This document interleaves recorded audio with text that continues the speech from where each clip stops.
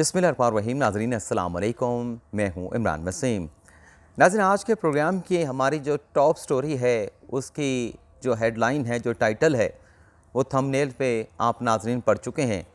इस बड़ी ख़बर के अलावा मजमूई तौर पर आज के इस प्रोग्राम में हम 6 ख़बरें आपके साथ हम शेयर करेंगे। तो पहली ख़बर से गुफ्तगू का आगाज़ करते हैं।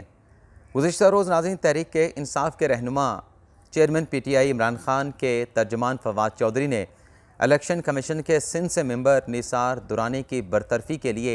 इस्लामाबाद हाई कोर्ट में एक रिट दायर की थी, एक दरख्वास्त दायर की थी।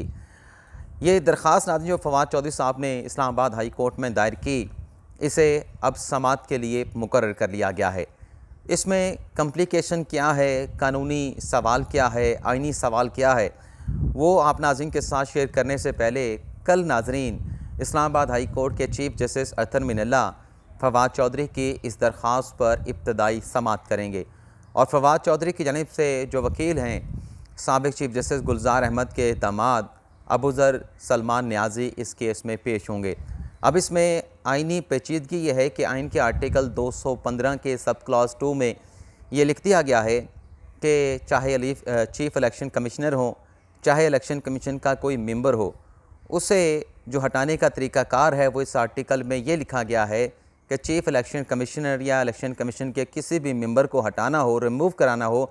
तो उसके लिए जो आर्टिकल 209 में आला अदलिया के जजेस का हटाने का तरीक़ाकार है, यानी सुप्रीम जुडिशल कौंसिल में रेफरेंस दायर किया जाएगा। और जिस तरीके से जज साहबान के ख़िलाफ़ रेफरेंस सुप्रीम जुडिशल कौंसिल में आता है, उसी तरीके से इलेक्शन कमीशन के मेंबरान या चीफ इलेक्शन कमिश्नर के ख़िलाफ़ जो है रिमूवल का रेफरेंस जो है वो सुप्रीम जुडिशल कौंसिल को भिजवाया जाएगा। अब सवाल यह है कि कल इस्लामाबाद हाई कोर्ट में फवाद चौधरी की इस दरख्वास्त पर समाअत तो होने जा रही है, तो ये जो एक कॉन्स्टिट्यूशनल बार मौजूद है, रुकावट मौजूद है, इसे किस तरीके से फवाद चौधरी के जो वकील हैं अबूज़र सलमान न्याज़ी, वो किस तरीके से अबूर करेंगे, क्योंकि चीफ जस्टिस का सवाल यही होगा अतहर मिनल्ला साहब का कि जब आइन में मेंबर इलेक्शन कमीशन को, चीफ इलेक्शन कमिश्नर को हटाने का तरीक़ाकार दे दिया गया है, तो आप उनकी बरतरफ़ी के लिए किसी हाई कोर्ट में कैसे रजू कर सकते हैं। अब इस सवाल का जवाब फवाद चौधरी के वकील क्या देते हैं, इसके लिए कल की अदालती कार्रवाई का हम सबको इंतज़ार करना पड़ेगा। दूसरी नाज़रीन ख़बर यह है कि तहरीक इंसाफ के रहनुमा खुसरू बख्तार और उनके भाई हाशिम जवां बख्त की डिस्क्वालिफ़िकेशन की दरख्वास्त भी सुप्रीम कोर्ट में समाअत के लिए मुकर्रर कर दी गई है। पहले इस दरख्वास्त के ऊपर कुछ एतराज़ात लगाए गए थे और एतराज़ात के बाद इस दरख्वास्त को वापस कर दिया गया था, लेकिन जो दरख्वास्त गुज़ार हैं उनका ताल्लुक़ भी जनूबी पंजाब से हैं और हमने ये देखा है कि ग़ालिबन उनकी पता नहीं कोई ज़ाती कोई अना है कि वो खुसरू बख्तार के ख़िलाफ़, उनके भाई के ख़िलाफ़ पहले भी कई दरख्वास्तें दायर कर चुके हैं। तो जब ये एतराज़ात लग के इस दरख्वास्त को वापस किया गया तो इस पर अपील दायर की गई,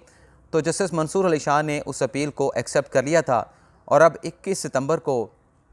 खुसरू बख्तार और हाशिम जवां बख्त के ख़िलाफ़ इस डिस्क्वालिफ़िकेशन की इस दरख्वास्त पर सुप्रीम कोर्ट का 3 रुकनी बेंच, जिसमें जस्टिस इजाज़ुल एहसन, जस्टिस मज़हर अली नकवी और जस्टिस आयशा मलिक साहबा शामिल है, ये 3 रुकनी बेंच जो है वो दोनों भाइयों की डिस्क्वालिफ़िकेशन से मुतल्लिक़ दायर की गई इस दरख्वास्त पर पहली इब्तदाई समाअत करेंगे। और आपको याद होगा कि 21 सितंबर को एक और केस भी सुप्रीम कोर्ट ने टेकअप कर रखा है, जो एहतसाब अदालत ने साबिक़ वज़ीर ख़जाना इसहाक़ डार को मफ़रूर करार दिया था। तो 21 सितंबर को इसहाक़ डार की अपील पर भी समाअत होने जा रही है। और अब ये भी पता चला है कि ये जो एहतसाब अदालत का फ़ैसला था जिसमें इसहाक़ डार को मफ़रूर करार दिया गया था, उसमें इसहाक़ डार का मौक़िफ़ ये है कि इमरान खान साहब की हुकूमत के दौर में उनका जो पासपोर्ट था वह इमरान खान की हुकूमत ने मनसूख कर दिया था और पासपोर्ट मनसूख होने के बाद एहतसाब अदालत की जानिब से उन्हें जो है वो एब्सकॉन्डर यानी इश्तिहारी मफरूर करार दिया गया। तो नुक्ता उन्होंने अदालत के सामने, अदालत उज़्मा के सामने ये रखा है कि अगर मेरा पासपोर्ट मनसूख ना किया जाता तो मैं पाकिस्तान में आके इस केस को फेस करना चाहता था, लेकिन चूँकि मेरा पासपोर्ट उस वक्त के सियासी मुखालफिन जो कि हुकूमत में थे उन्होंने मनसूख कर दिया था, तो मैं इसलिए वापस नहीं आ सका। तो लिहाजा ये जो फ़ैसला है, मुझे अदालती मफरूर इश्तिहारी करार देने का ये फ़ैसला गैर आइनी है, गैर कानूनी है, इसको सेट असाइड किया जाए। तो देखते हैं कि 21 सितंबर को इस केस पे क्या पेशरफ्त होती है। तीसरी नाज़रीन ख़बर ये है कि एक फ़ेक न्यूज़ जो है वो पाकिस्तान तहरीक इंसाफ की जानिब से मीडिया को फीड की गई और उस फेक न्यूज़ का भांडा कैसे फिर फूटा है उस पर नाज़रीन मैं कुछ डिटेल जो है वो आपके साथ शेयर करूँगा। नाज़रीन कल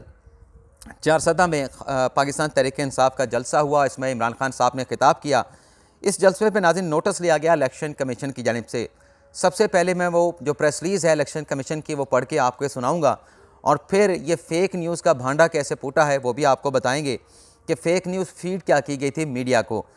नाज़रीन इलेक्शन कमीशन ने एलामिया जारी किया है कि सूबा खैबर पख्तूनख्वा में वज़ीर आला खैबर पख्तूनख्वा और उनकी काबीना के मेंबरान ज़ाब्ता अखलाक की मुसलसल खिलाफ वर्जी कर रहे हैं, जिसका इलेक्शन कमीशन ने सख्ती से नोटिस लिया है। इसके अलावा इन जलसों में सरकारी मशीनरी और हेलीकॉप्टर का भी बेदरेग इस्तेमाल किया जा रहा है। इस सिलसिले में इलेक्शन कमीशन का खसूसी इजलास बरोज़ समार मोरखा 19 सितंबर 2022 को बवक्त 2 बजे इलेक्शन कमीशन सेक्रेटेरिएट में होगा। इस इजलास में मुनासिब कानूनी कार्रवाई पर गौर किया जाएगा। इस सिलसिले में सूबाई इलेक्शन कमिश्नर खैबर पख्तूनख्वा की रिपोर्ट का भी जायज़ा लिया जाएगा। मज़ीद ज़ाब्ता अखलाक की मुसलसल खिलाफ वर्जी के सिलसिले में चीफ सेक्रेटरी खैबर पख्तूनख्वा भी को भी मज़कूरा बाला तारीख पर इलेक्शन कमीशन में बुलाया गया है, और ज़राए का ये भी कहना है कि जो मुबैना तौर पे इलेक्शन कोड ऑफ कंडक्ट की खिलाफ वर्जी की जा रही है, तो जो इलेक्शन चारसदा में होने जा रहा है, और जो KPK में भी पेशावर में जलसा किया गया था वहाँ पे भी एक इलेक्शन होना है कौमी असम्बली का, तो जो कोड ऑफ कंडक्ट की खिलाफ वर्जी करते हुए रियासती मशीनरी का इस्तेमाल किया जा रहा है, तो इस बात पर भी गौर किया जा सकता है कि इस हल्के से जो PTI के उम्मीदवारान हैं उन्हें डिस्क्वालीफाई करने के वो इलेक्शन नहीं लड़ सकते, इस मामले पर भी गौर हो सकता है। अब नाज़रीन कल ये चारसदा के जलसे में जाने से पहले जब खान साहब चारसदा के जलसे के लिए बनी गाला से रवाना हुए, तो PTI की मीडिया टीम की जानिब से मीडिया को एक ख़बर दी गई जिसमें ये कहा गया, मैं वो भी आपको पढ़ के सुना देता हूँ, सिर्फ 1.5 लाइन की वो ख़बर है। उसमें नाज़रीन मीडिया को ये बताया गया कि इमरान खान को लेने निजी कंपनी का हेलीकॉप्टर बनी गाला पहुँच गया।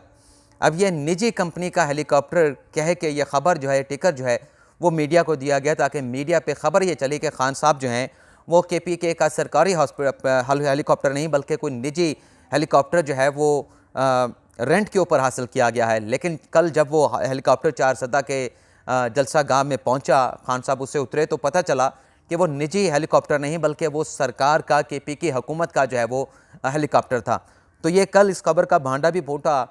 जो कल चला के ये एक इम्प्रेशन देने की कोशिश की गई, बताने की कोशिश की गई कि सरकार के वसाइल KPK का हेलीकॉप्टर इस्तेमाल नहीं किया जा रहा था। तो इस खबर का कल इस तरीके से भांडा फूटा जो PTI की मीडिया टीम ने मीडिया को फीड करने की कोशिश की। आल्दो कि ये ख़बर जो है वो उस तरह से मीडिया पे नहीं चली कि निजी कंपनी का हेलीकॉप्टर खान साहब ने इस्तेमाल किया, लेकिन इलेक्शन कमीशन ने इस मामले का नोटिस जो है वो ज़रूर ले लिया। अब नाज़रीन कल एक और भी अहम डेवलपमेंट होने जा रही है। इमरान खान के ख़िलाफ़ जो तोशाखाना केस में डिस्क्वालिफिकेशन का रेफरेंस PDM के रहनुमाओं की तरफ से नून लीग के रहनुमा मोहसिन शाह नवाज़ रांझा की जानिब से दायर किया गया था, उस पर भी बड़ी अहम समाअत होने जा रही है, क्योंकि आखिरी समाअत पर इमरान खान साहब ने अपना तहरीरी जवाब जो है वो जमा करवा दिया था, और इलेक्शन कमीशन ने कहा था कि 19 सितंबर से इस केस की बाकायदा तौर पर समाअत करेंगे, और किसी किस्म का इल्तवा जो है तोशाखाना नाहिली रेफरेंस में किसी किस्म का इल्तवा जो है वो नहीं दिया जाएगा। अब इसमें वैसे तो तहरीक इंसाफ ने, इमरान खान साहब ने जो जवाब जमा कराया है उसमें तहरीक इंसाफ के रहनुमाओं का ये कहना है कि उसमें जितने भी तोहफे थे, जितनी उससे इनकम हुई थी, वो तमाम के तमाम खान साहब ने अपने गोशवारों में बता दी थी। और ये जो -1 की पिछले दिनों काफ़ी ज़्यादा शोर उठा था और कहा जा रहा था कि कंटेम्प्ट केस में ग़ालिबन इमरान खान को डिस्क्वालीफाई करने की कोशिश की जा रही है, तो मैंने अपने किसी व्लॉग में बताया था कि खान साहब की डिस्क्वालिफिकेशन का जो ख़तरा है वो कंटेम्प्ट केस में मुझे नज़र नहीं आता। हाँ, अलबत्ता जो तोशाखाना का केस है इसमें खान साहब की डिस्क्वालिफिकेशन का ख़तरा, लफ्ज़ में ख़तरा और ख़दशा इस्तेमाल कर रहा हूँ, मैं कोई डेफिनेट बात नहीं कर रहा, और ना ही मेरा ये काम है कि मैं बजाय इसके जो फ़ैसला इलेक्शन कमीशन ने देना है मैं वो फ़ैसला यहाँ पे अनाउंस करूँ कि खान साहब इस रेफरेंस से बच जाएंगे या इलेक्शन कमीशन इस रेफरेंस में खान साहब को डिस्क्वालीफाई कर देंगे। मैं ख़तरे और ख़दशे की बात कर रहा हूँ।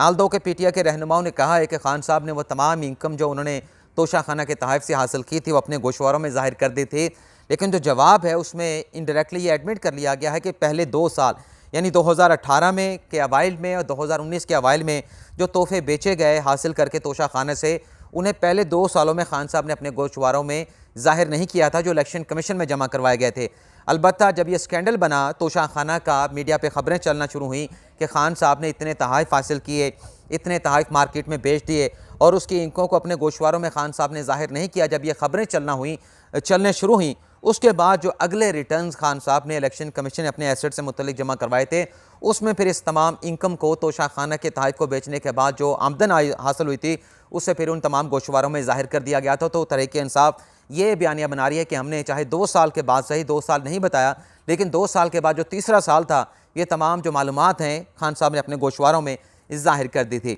अब आ जाते हैं कि जो हतमी फ़ैसले हैं वो आज होंगे कल की बजाय। तो नाज़रीन ख़बर ये है, वैसे तो वज़ीर आज़म शहबाज शरीफ जो है वो लंदन में पहुंच चुके हैं और कहा यह जा रहा है कि आज वज़ीर आज़म शहबाज शरीफ के अपने बड़े भाई नवाज शरीफ के साथ लंदन में मुलाकात होगी और ये मीडिया को दिखाने के लिए मुलाकात की जाएगी। हालांकि एक्चुअल जो चीज़ है, जो ख़बर है वो ये है कि नवाज शरीफ के साथ उनकी मुलाकात हो चुकी है। अब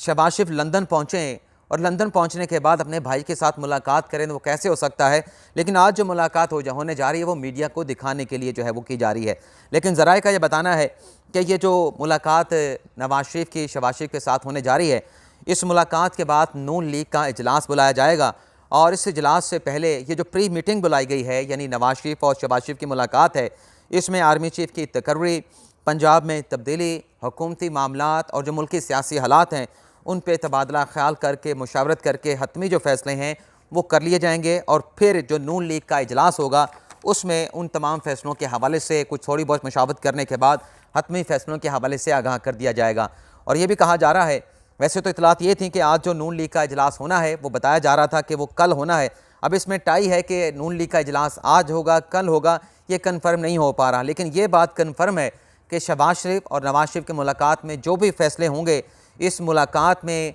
जो राब्ते नवाज शरीफ के आसिफ अली ज़रदारी के साथ मौलाना फजल रहमान के साथ रहे हैं, उन राब्तों के हवाले से भी नवाज शरीफ जो है अपने भाई वज़ीर आज़म को आगाह करेंगे कि ये हमारी आसिफ अली ज़रदारी और मौलाना फजल रहमान के साथ मुशावरत और कमिटमेंट हो चुकी है। और इस सिलसिले में नाज़रीन जो इजलास नून लीग का होने जा रहा है, इसहाक डार तो पहले से वहाँ पर मौजूद हैं और